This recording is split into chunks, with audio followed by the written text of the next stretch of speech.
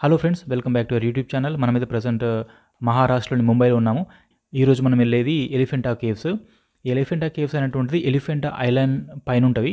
ఇక్కడికి వెళ్ళాలంటే మనం గేట్‌వే ఆఫ్ ఇండియా నుంచి ఒక గంట పావు వరకు జెట్టి ఆర్ ఫెర్రీ అంటే చిన్న పడవలాగా ఉంటది. ఒక 200 మంది పడతారు. అందులో వెళ్ళాల్సొస్తది. అదొక డిఫరెంట్ ఎక్స్‌పీరియన్స్. దాంతో పాటుగా లోపలికెళ్ళిన తర్వాత మనకు ఈ ఎలిఫెంటా ఐలాండ్‌లో 7 కేవ్స్ ఉంటవి. మెజారిటీ ఆఫ్ ద కేవ్స్ ఏందంటే శివునికి సంబంధించి ఉంటాయి. సో, చాలా అద్భుతంగా ఉంటాయి. మనం వాటి గురించి కూడా చూడొచ్చు. సో, ఇక్కడికి రావడానికి బెస్ట్ టైం అయితే గనక చలికాలం అక్టోబర్, నవంబర్, డిసెంబర్, జనవరి టైంలో రావచ్చు. వర్షాకాలం వస్తే గనక కొంచెం బోట్ కూడా క్యాన్సల్ అవుతాయి. ఎందుకంటే గంటంపావు ఫెర్రీలో వెళ్ళాలి. సో, అది కొంచెం నేను వర్షాకాలం వెళ్ళాను. బట్ కొంచెం కొన్నిసార్లు ఫెర్రీస్ కొన్ని రఫ్ సీ ఉంటే గనక సముద్రం కొంచెం డేంజరస్ ఉంటే గనక క్యాన్సల్ చేస్తారు. ఎండాకాలం అయితే టూ హాట్‌గా ఉంటది. సో, చలికాలం చాలా బెటరు. సో, ఇక్కడికి మీరు రావాలంటే గనక ఫస్ట్ మహారాష్ట్రలోని ముంబై సిటీకి రావాల్సొస్తది. ముంబైలో మనకి ట్రైన్ స్టేషన్ ఉంది. తర్వాత ఎయిర్‌పోర్ట్ కూడా ఉంది. Train best option.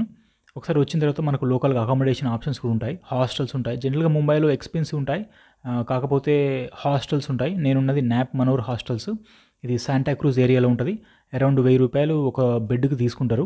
చాలా బావుంటది. ఇంకా చాలా హాస్టల్స్ కూడా మనకు తీసుకోవచ్చు. సో, ఇక్కడికి మీరు ఎలిఫెంటా కేవ్స్ వెళ్ళాలంటే గనక హోల్ డే పట్టుద్ది. మీరు ఎంత 9 పొద్దున 9 నుంచి సాయంత్రం 5 వరకు టైం పట్టుద్ది. ఫస్ట్ మీరు గేట్‌వే ఆఫ్ ఇండియా వరకు వెళ్ళాల్సొస్తది. ముంబైలో మనకు లోకల్ ట్రైన్స్ ఉంటాయి. సో, వాటి ద్వారా ఈజీగా వెళ్ళొచ్చు.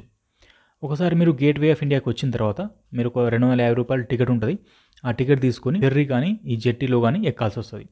ఎక్కిన తర్వాత ఒక గంట పావు టైం పట్టుద్ది ఎళ్ళడానికి. వీళ్ళేమంటారంటే బోట్‌లో ఎక్కిన తర్వాత పైనకెళ్తే కొంచెం ఒక ₹10, ₹20 ఎక్స్‌ట్రా తీసుకుంటాం. పైకి పంపిస్తామంటారు. అంటే 2 అంతస్తులాగా ఉంటది కదా! పైన ఎళ్ళాల్సిన అవసరం ఏం లేదు. కిందనే బావుంటది. పైకెళ్ళకండి. ఒకసారి మీరు ఎలిఫెంట్ ఐలాండ్‌కి చేరిన తర్వాత అక్కడ లోకల్ చిన్న టాయ్ ట్రైన్ ఉంటది. అంటే కిలోమీటర్ నడవాలి యాక్చువల్‌గా ఆ ఐలాండ్‌లో. తర్వాత మనకు ఈ కేవ్స్ వస్తాయి. ఈ కిలోమీటర్ మీరు నడవాలనుకుంటే నడవండి. లేకపోతే గనక చిన్న టాయ్ ట్రైన్ ఉంటది. ఒక ₹20 ఏమో టికెట్ ఉంటది. స్టార్టింగ్‌లో ఇచ్చేస్తే గనక ఆ ట్రైన్‌లో ఎళ్ళొచ్చు. జెట్టి, ఫెర్రీ టికెట్ తీసుకున్నారు కదా! ఇది 2 వైపులకి ఒకటే టికెట్ పనిచేస్తది. పడేయకండి. ఇక లోకల్‌గా ట్రైన్ టికెట్ ఉంది కదా! ఇది మాత్రం మనం సెపరేట్‌గా తీసుకోవాలి. అంటే ఇక్కడ ఐలాండ్‌లో చేరిన తర్వాత ఈ టాయ్ ట్రైన్ టికెట్ మాత్రం పోను వేరు ఉంటది. రాను వేరు ఉంటది. బోట్‌కి మాత్రం ఒకటే టికెట్ పోను, రాను. ఒకసారి మీరు ఈ టాయ్ ట్రైన్ ద్వారా ఎళ్లి అక్కడ యాక్చువల్ మెయిన్ ఎంట్రన్స్ దగ్గరికి వెళ్ళిన తర్వాత కొంచెం మెట్లుంటాయి. కొన్ని ఎక్కిన తర్వాత మనకు ఎంట్రన్స్ వస్తది. ఎంట్రన్స్ దగ్గర మళ్ళీ టికెట్ తీసుకోవాలి ఎలిఫెంటా కేవ్స్ కోసం. ఇందులో మొత్తం 7 కేవ్స్ ఉంటాయి యాక్చువల్‌గా. ఈ 7 కేవ్స్‌లో మెజారిటీ ఏందంటే మనకు శివునికి సంబంధించి ఉంటాయి. సో, దీనికంటే ముందుగా మనకు ఈ ఐలాండ్‌కి ఎలిఫెంటా ఐలాండ్ అనే పేరెందుకొచ్చిందంటే, ఈ స్వాతంత్రానికి ముందు పోర్చుగీస్ వాళ్ళు దీన్ని ఇండియాని ఆక్రమించిన టైంలో ఈ ఐలాండ్ దగ్గరికి వచ్చినప్పుడు ఏనుగు యొక్క శిల్పాలు కనిపించినాయంట ఈ ఐలాండ్‌లో. దానివల్ల దీన్ని ఎలిఫెంటే ఐలాండ్ అని పెట్టారు. తర్వాత ఎలిఫెంటా ఐలాండ్స్‌గా మారిపోయింది. ఇప్పుడైతే ఈ ఏనుగు యొక్క అంటే ఎలిఫెంట్ యొక్క శిల్పాలైతే కనిపించవు అక్కడ విగ్రహాలు లాంటివి. బ్రిటిష్ వాళ్ళేందంటే ఒకదాన్ని లండన్‌కి మూవ్ చేద్దాం అనుకున్నారు ఒక టైంలో. కాకపోతే మొత్తం విరిగిపోయిందంట.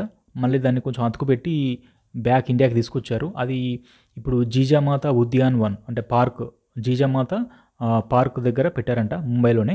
ఇంకా వేరే ఐటెమ్స్ కూడా మనకు ఈ కేవ్స్‌లో ఉండే ఐటెమ్స్ కూడా కొన్ని వేరు ప్లేస్‌లో ఉన్నాయి. ఒకటేదో విగ్రహం లాంటిది Chhatrapati Shivaji terminal train station దగ్గర ఒకటి బయట పెట్టారంట. సో, ఇక్కడ మనకు మొత్తం 7 కేవ్స్ ఉన్నాయి కదా! ఇందులో వెరీ ఇంపార్టెంట్ కేవ్ అయితే గనక కేవ్ 1.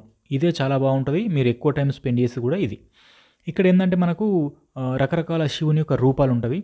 మనకు ఫస్ట్ కనిపించేది ఈ కేవ్ 1లో మనం స్ట్రెయిట్‌గా ఎంటర్ కాంగానే త్రిమూర్తి విగ్రహం కనిపిస్తది. సదాశివ త్రిమూర్తి. తర్వాత రకరకాల విగ్రహాలైతే కనిపిస్తాయి శివునికి సంబంధించి.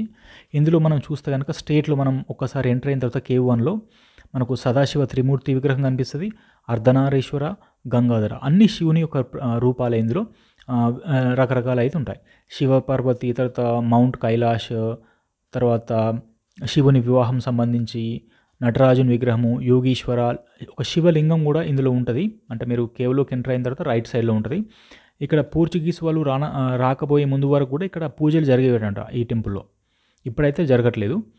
దాంతో పాటుగా ఈ కేవ్ 1లో మనకు రైట్ సైడ్, లెఫ్ట్ సైడ్ కూడా చిన్న ఎంట్రన్స్‌లు ఉంటాయి. అంటే మనకు మెయిన్ ఎంట్రన్స్ కాకుండా ఈ కేవ్ 1కి వేరే 2 ఎంట్రన్సెస్ కూడా ఉంటాయి, ద్వారాలు. అక్కడికేందంటే నేను పోయినప్పుడు కొంచెం వాటర్ ఉండడం వల్ల పోలేకపోయాను. బట్ మనకు కనిపిస్తాయి. అక్కడ కూడా మనకు యోగీశ్వర గానీ, నటరాజ గానీ, లేదా గణేష, కార్తికేయ ఇలాంటి విగ్రహాలైతే కనిపిస్తాయి. సో, ఓవరాల్‌గా మీరు ఇక్కడికి ఎలిఫెంటా కేవ్స్ వస్తే గనక మెజారిటీ ఆఫ్ ద టైమ్ మీరు కేవ్ 1లో స్పెండ్ చేస్తారు. ఈ కేవ్ 1 ఏందంటే మనకు ఎల్లోరా కేవ్స్‌లో 29వ కేవ్‌కి సిమిలారిటీగా ఉంటదంట. ఇది చూసిన తర్వాత ఇక్కడి నుంచి మనకు ఇంకొంచెం ముందుకెళ్తే ఇంకో కొన్ని కేవ్స్ ఉంటాయి. అవి కూడా కొన్ని ఇన్‌కంప్లీట్‌గా ఇంత పెద్దగా అయితే ఉండవు. చూడొచ్చు. ఒకసారి మీరు ఒక హాఫ్ కిలోమీటర్ వరకు ఉంటది. ముందు వరకు వెళ్ళిన తర్వాత మనం లాస్ట్ కేవ్ వరకు చూసి వెనక్కి వచ్చేసిన తర్వాత మనకు యాక్చువల్‌గా ఇంకోటి క్యానన్ హిల్ అని ఉంటది. ఇంకోటి స్తూపా హిల్ ఉంటది. ఇక్కడ కూడా కేవ్స్ ఉంటాయి.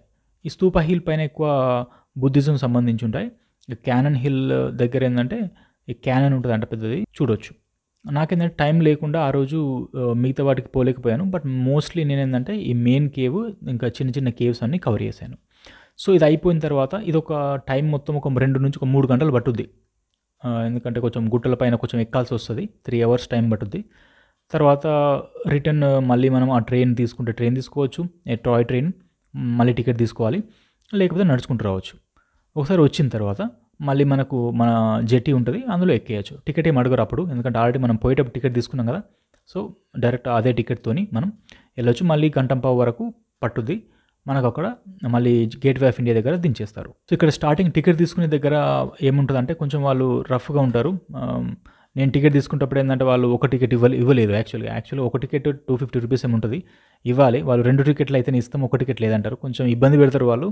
అది నేను గూగుల్ రివ్యూస్‌లో కూడా చూసాను. సో, ఆ ఇష్యూ మరి ఎవరికి కంప్లెయింట్ చేద్దామన్నా కూడా ఇక్కడ వీలు కాలేదు. సో, ఇక్కడికి మీరు రావాలంటే గనక ఫస్ట్ మహారాష్ట్రలోని ముంబై సిటీకి రావాల్సొస్తది. ముంబైలో మనకి ట్రైన్ స్టేషన్ ఉంది. తర్వాత ఎయిర్‌పోర్ట్ కూడా ఉంది. Train best option. ఒకసారి వచ్చిన తర్వాత మనకు లోకల్‌గా అకామిడేషన్ ఆప్షన్స్ కూడా ఉంటాయి. హాస్టల్స్ ఉంటాయి. జనరల్‌గా ముంబైలో ఎక్స్‌పెన్సివ్ ఉంటాయి. కాకపోతే హాస్టల్స్ ఉంటాయి. నేనున్నది నాప్ మనోర్ హాస్టల్స్. ఇది శాంటా క్రూజ్ ఏరియాలో ఉంటది. అరౌండ్ ₹1000 ఒక బెడ్‌కి తీసుకుంటారు. చాలా బావుంటది. ఇంకా చాలా హాస్టల్స్ కూడా మనకు తీసుకోవచ్చు. సో, ఇక్కడికి మీరు ఎలిఫెంటా కేవ్స్ ఎళ్ళాలంటే గనక హోల్ డే పట్టుద్ది. మీరు ఎంత పొద్దున 9 నుంచి సాయంత్రం 5 వరకు టైం పట్టుద్ది. నెక్స్ట్ మీరు గేట్‌వే ఆఫ్ ఇండియా వరకు ఎళ్ళాల్సొస్తది. ముంబైలో మనకు లోకల్ ట్రైన్స్ ఉంటాయి. సో, వాటి ద్వారా ఈజీగా వెళ్ళొచ్చు. ఒకసారి మీరు గేట్‌వే ఆఫ్ ఇండియాకి వచ్చిన తర్వాత మీరు ఒక ₹250 టికెట్ ఉంటది. ఆ టికెట్ తీసుకొని ఫెర్రీ కానీ, ఈ జెట్టీలో గానీ ఎక్కాల్సొస్తది. ఎక్కిన తర్వాత ఒక గంట పావు టైం పట్టుద్ది ఎళ్ళడానికి. వీళ్ళేమంటారంటే బోట్‌లో ఎక్కిన తర్వాత పైనకెళ్తే కొంచెం ₹10, ₹20 ఎక్స్‌ట్రా తీసుకుంటాం. పైకి పంపిస్తామంటారు. అంటే 2 అంతస్తులాగా ఉంటది కదా! పైన ఎళ్ళాల్సిన అవసరం ఏం లేదు. కిందనే బావుంటది. పైకెళ్ళకండి. Okay friends. Thank you for watching our YouTube channel.